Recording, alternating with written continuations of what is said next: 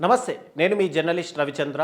2019 నుంచి 2024 మధ్య కాలంలో అంటే వైఎస్ఆర్సీపీ గవర్నమెంట్ ఉన్నప్పుడు, జగన్మోహన్ రెడ్డి గారు ముఖ్యమంత్రిగా ఉన్నప్పుడు రాష్ట్రం మొత్తం కూడా టోటల్గా పరిశ్రమలు ఏవి రాలేదు. ఉన్న పరిశ్రమలు కూడా రాష్ట్రాన్ని విడిచిపెట్టి పోయాయి. టోటల్గా ఆంధ్రప్రదేశ్ పరిశ్రమ రంగం పూర్తిగా దెబ్బతినిపోయింది కేవలం జగన్మోహన్ రెడ్డి గారి వల్లనే అంటూ అప్పుడు ఎన్నికలకు ముందు తెలుగుదేశం పార్టీకి సంబంధించినటువంటి ఇప్పుడు చీఫ్ మినిస్టర్గా ఉన్నటువంటి చంద్రబాబు నాయుడు, ఆయన తనయుడు లోకేష్ ఏమో యువగలం పాదయాత్ర చేస్తూ ఆయన, మరోవైపు జనసేన చీఫ్ ఇప్పుడు డిప్యూటీ సీఎంగా ఉన్నటువంటి పవన్ కళ్యాణ్ రాష్ట్ర వ్యాప్తంగా ఎన్నికల ప్రచారం చేస్తూ కార్నర్ మీటింగుల్లోనూ బహిరంగ సభల్లోనూ పదే పదే ఇదే విషయాన్ని ప్రస్తావిస్తూ వచ్చారు.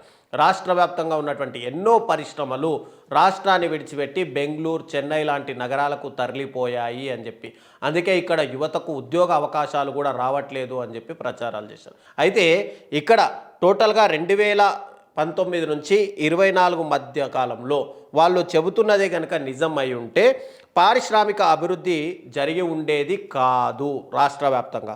అయితే వాస్తవాలు ఇప్పుడు టోటల్గా వాళ్ళు చెప్పిన దానికి ఇక్కడ కొన్ని రిపోర్ట్స్ బయటకు వచ్చాయి. ఏంటి? మ్యానుఫ్యాక్చర్ సెక్టార్కి సంబంధించినటువంటి రిపోర్ట్స్. దాంట్లో ఒక్కసారి మీకు స్క్రీన్ పైన ఇస్తున్నాను, అవి చూడండి. తయారీ రంగంలో అంటే మ్యానుఫ్యాక్చరింగ్ సెక్టార్లో దక్షిణ భారతదేశం అప్పట్లో ఆంధ్రప్రదేశ్ అంటే 2019 నుంచి 24 మధ్య కాలంలో ఆంధ్రప్రదేశ్ నెంబర్ 1గా కొనసాగింది. ఇక దేశవ్యాప్తంగా మ్యానుఫ్యాక్చరింగ్ సెక్టార్లో 5వ స్థానంలో ఆంధ్రప్రదేశ్ రాష్ట్రం ఉంది. ఇక పరిశ్రమల రంగంకి సంబంధించి వృద్ధిలో దక్షిణ భారతదేశంలో ఆంధ్రప్రదేశ్ నెంబర్ 1 స్థానంలో ఉంటే టోటల్గా భారతదేశ వ్యాప్తంగా నెంబర్ 8 స్థానంలో ఉంది. అయితే ఒక్కసారి ఇప్పుడు మీరు ఆలోచించండి, 2019 నుంచి 2024 మధ్య కాలంలో ఏపీ బ్రాండ్ అనేది పూర్తిగా దెబ్బతిందా లేదంటే గాడిలో పడిందా అనేది. ఎందుకంటే రాష్ట్రం విధ్వంసం జరిగింది, ఒక బీహార్లా మారిపోయింది, ఒక శ్రీలంకగా మారిపోయిందని పదే పదే పదే పదే చెప్తూ వచ్చారు. లక్షల కోట్ల రూపాయలు జగన్మోహన్ రెడ్డి గారు అప్పులు చేశారు అని చెప్పారు.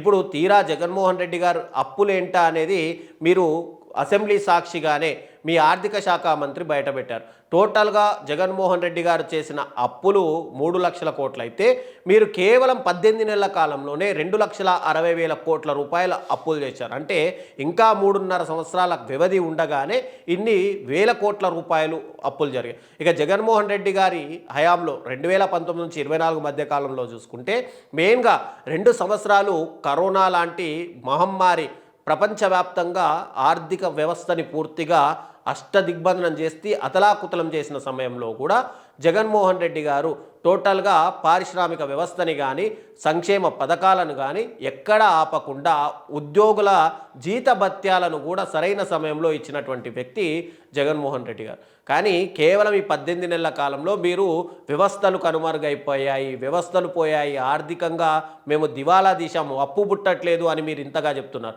2014 నుంచి 19 మధ్య కాలంలో ఇటు తెలుగుదేశం పార్టీ గవర్నమెంట్ దిగిపోయిన తర్వాత జగన్మోహన్ రెడ్డి గారు ముఖ్యమంత్రిగా బాధ్యతలు స్వీకరించిన సమయంలో యనమల రామకృష్ణుడు లాంటి వ్యక్తి, అప్పుడు ఆర్థిక శాఖ మంత్రిగా చేసినటువంటి వ్యక్తి, మేము టోటల్గా ఎక్కడి నుంచి అప్పులు తేవాలో అన్ని రకాలుగా అప్పులు తెచ్చాము, ఇప్పుడు చూస్తాము జగన్మోహన్ రెడ్డి గారు ఎక్కడి నుంచి అప్పులు తెస్తారు అనేది అంత బహిరంగంగానే వాళ్ళు మాట్లాడినా కూడా ఎక్కడా రాష్ట్ర పరిస్థితి, ఆర్థిక పరిస్థితి బాగోలేదు అని చెప్పకుండా ఆయన ఇచ్చినటువంటి సంక్షేమ పథకాలు, హామీలు ఏవైతే ఉన్నాయో నవరత్నాలు అని చెప్పి ఆ పథకాల్ని ప్రజల్లోకి తీసుకెళ్ళి చెప్పిన హామీలే కాకుండా చెప్పని హామీలను కూడా ప్రజలకు ఇస్తూ ఏ రోజు కూడా ఆర్థిక పరిస్థితి బాగలేదు అని చెప్పలేదు. రాష్ట్ర ప్రభుత్వము దివాలా తీసిందని ఏ రోజు ఆయన మాట్లాడలేదు. ఇక ఇప్పుడు మీరేమో దివాలా తీసింది అని మాట్లాడారు. పూర్తిగా పరిశ్రమలు తరలిపోయాయని చెప్పారు, ఎంఓయూలు కుదుర్చుకోలేదని చెప్పారు. తెచ్చినటువంటి డాటా సెంటర్ జగన్మోహన్ రెడ్డి గారు అయితే అది మీరు తెచ్చానని చెప్పారు.